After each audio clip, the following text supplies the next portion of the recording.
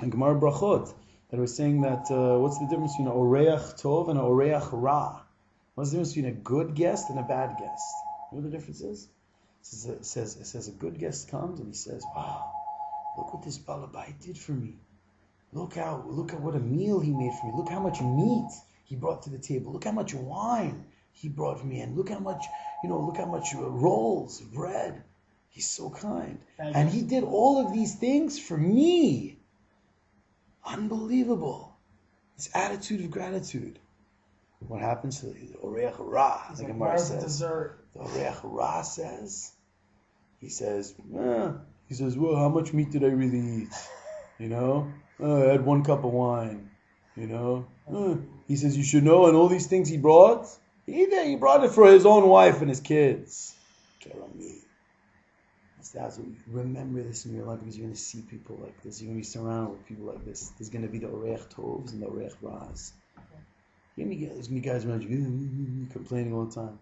And the guy's going to be like, Hashem, thank you. You should know, I'm going to tell you what the Zohar says. Okay? Buckle up.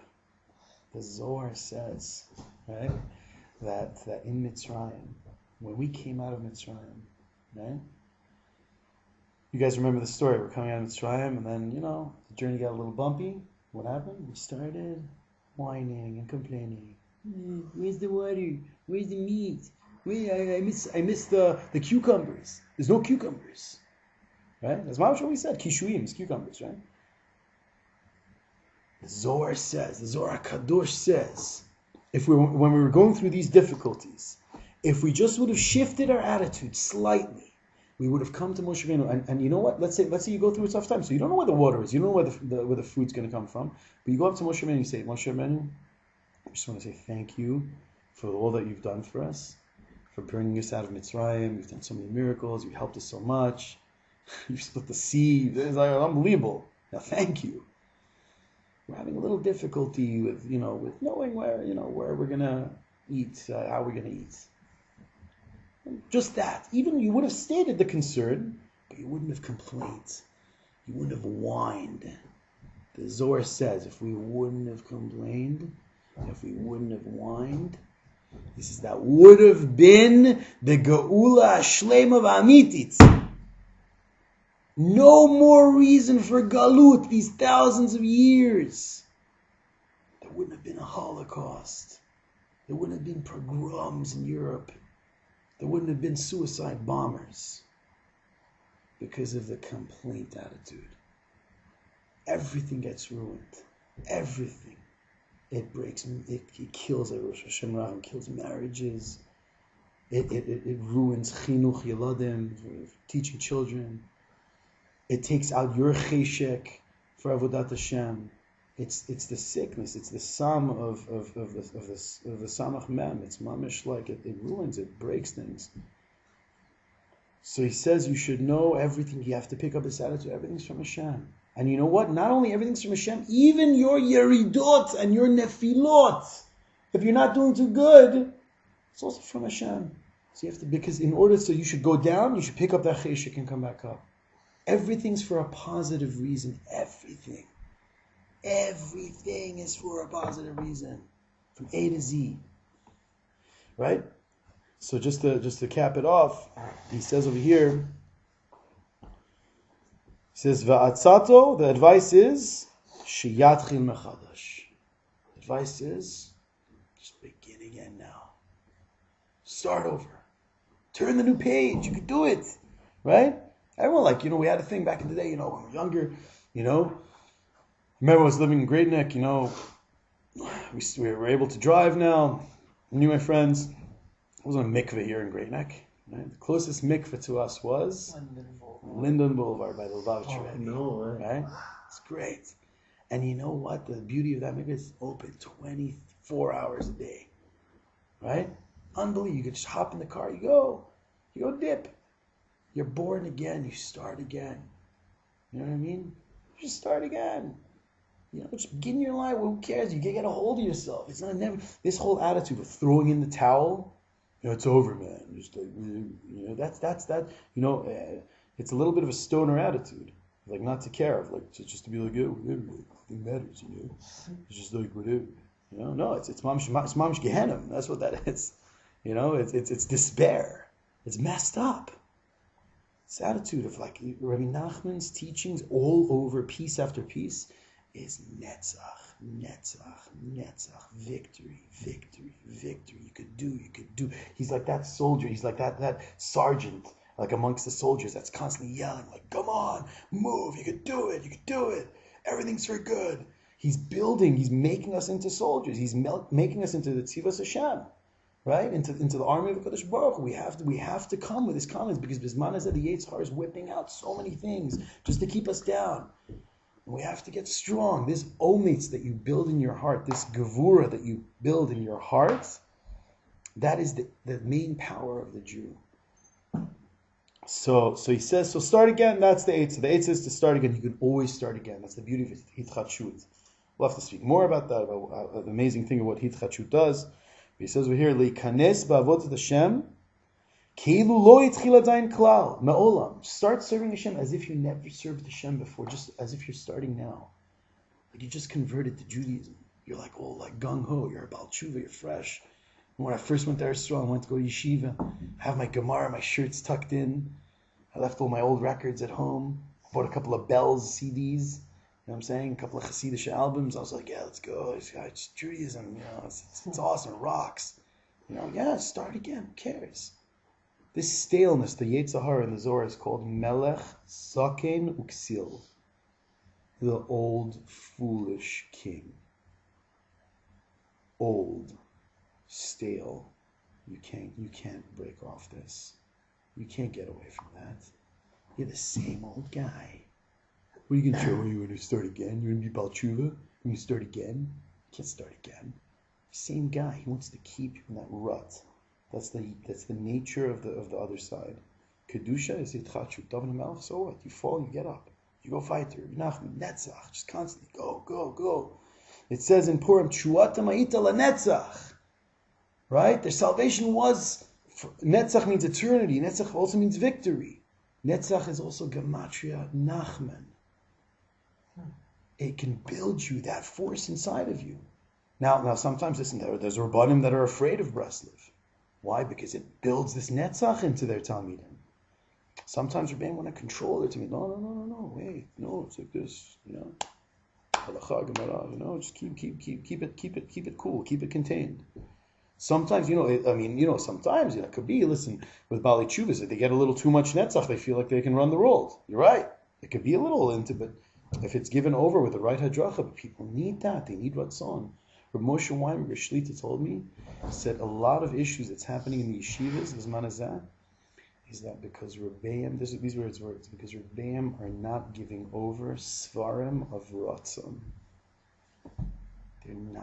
They're not developing from the svarim that develop ratzon. And what's this? You look at a piece like this. It develops ratzon. This piece is oozing love and like encouraging you to run into Hashem's arms. So even if you fell, Hashem made that. Hashem made you fall. It's not your fault. You could do it. You could pick up. You could start again. That's the power of Yid, of always starting again. David Melech Yisrael Chai v'Kayam, again, right now. Who cares?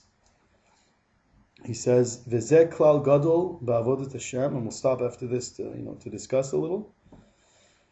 "V'zeh klal gadol ba'avodat Hashem shetzrichim mamish b'chol yom lahatchil mechadash." That every day, that's the avodah of a yid that he has to start again every single day, as if you never served Hashem. They asked Rabbi Nachman once. They said, "Rebbe, what's your secret? What happened?" When somebody told him, "Oh, Rebbe, you're a big tzaddik because you're a descendant of the Baal Shem Tov. That's why you are the way you are." He said he got so upset. He got mocked on him. He said, "Chas v'shalom, it's the furthest thing from the truth."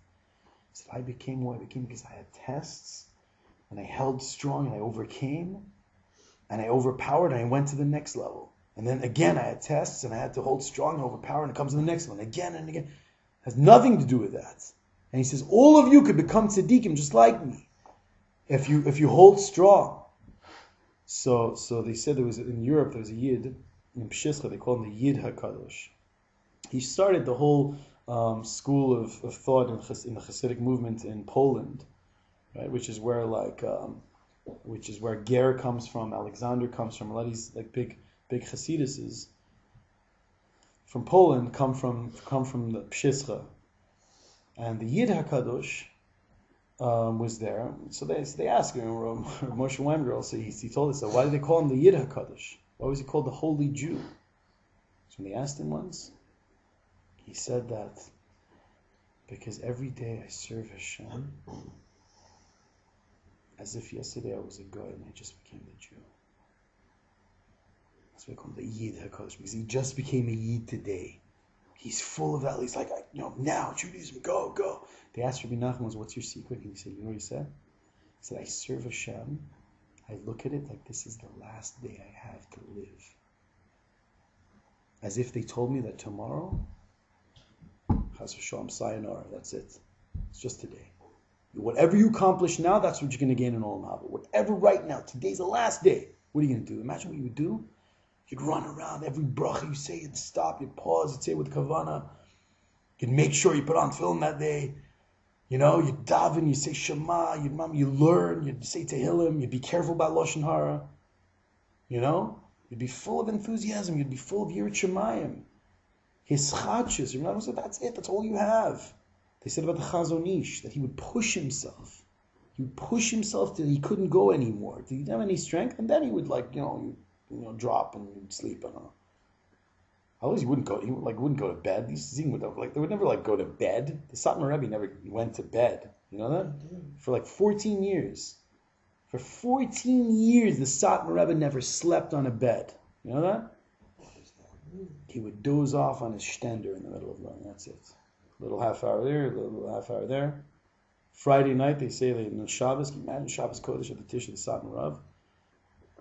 Zichron Levracha, he would give a shmuz, he would give a shiur, and then he would ask 17 questions on the parsha, like different like 20 questions, 25 questions. And then he would sometimes he would doze off for 20 minutes, a half hour, and would lift up his head, and then he'd be like, okay, so he would narrow it down. He'd say all these questions he'd narrow it down to 7 questions. He'd go, well, that question is really like this question, and that question is based on this yesod, and we can answer that based on this. So it's really 7 questions, and 7 the answers are boom, boom, boom, boom. It's a shock. It's like a pachad. Wow, can you do? Some people would say he would get his answers from Shamayim. Even says by Shomer Bris is a thing that people are very good, that they guard bris. They doze off. It's an amazing thing. We have tzaddikim, Baruch Hashem, with this koach of hischachus, of eternal, of going on and pushing no matter what. And we have to know this for ourselves, for our own lives. You can't pick up that staleness. I don't care what you do every day. I don't care if it's the same routine. But it's a completely new day. It's a completely new experience. When you get neshama bi, shenatata bi, you return me my neshama. Right? We say modani every day. What do you say modani? What is it about? Do you think what it's about? Shechazarta bi nishbati. You gave me my soul. Today, you Hashem, you granted me to have a neshama. Chas v'shalom, you could have said no. But you gave it to me. So I have to enjoy, I have to develop that, I have to enjoy that. It's not the coffee you pick up in the morning, it's not the same coffee. It's new beans. There could be a new neshama in there. There could be a gilgul that came in that Nescafe, and it's like sitting in there, and it's waiting for you to pick up that coffee and to make your shackle, because there was some issue with some gilgul that took place 5 generations ago that had to come through the tikkun when you had to pick up that cup of coffee. And he's waiting there, and it's like, he's going to make it, right? He's going to make it. And you say shackle, and you say it. Rabbi gets all the hood because he's the one who puts the coffee. You say it like you say it. But it's a whole experience for that gilgul. You'll be soaring up to the heavens because now you made a shackle. So we have to think, we have to stop. If we follow these eitzot of hitchadshut, of renewal, then you have your bases covered. You know what I mean? Then you're gonna be full of excitement. You're gonna approach relationships. It's the same thing. Whenever the Bavitcher Rebbe, Zichron Levracha, would say, when you meet another Jew, it's for a purpose. There's something that you guys are supposed to meet. There's something there at this point of time. It's not the same meeting. It's a different place. We're in a different place right now, right? There's reason. There's sibot for everything in Chaim. There's really reasons for everything in Chaim. We have to stop to realize, if we have this attitude of hitchadshut, that every moment Hashem's recreating the world, and we drop the whole Yeush, which means despair. We drop the whole, Yeush philosophy. That, I can't, whatever, the whole stoner mentality. You're a lot better off. You can clear your head. You can mamish approach Hashem with a lot more clarity. You speak to Hashem every day. You do Itzbodadut every day. It's a whole new experience. You sing to Hashem, you dance. It's a chavaya. Zod Hashem. Should be zocher and come closer to Hashem. We'll stop here for some questions.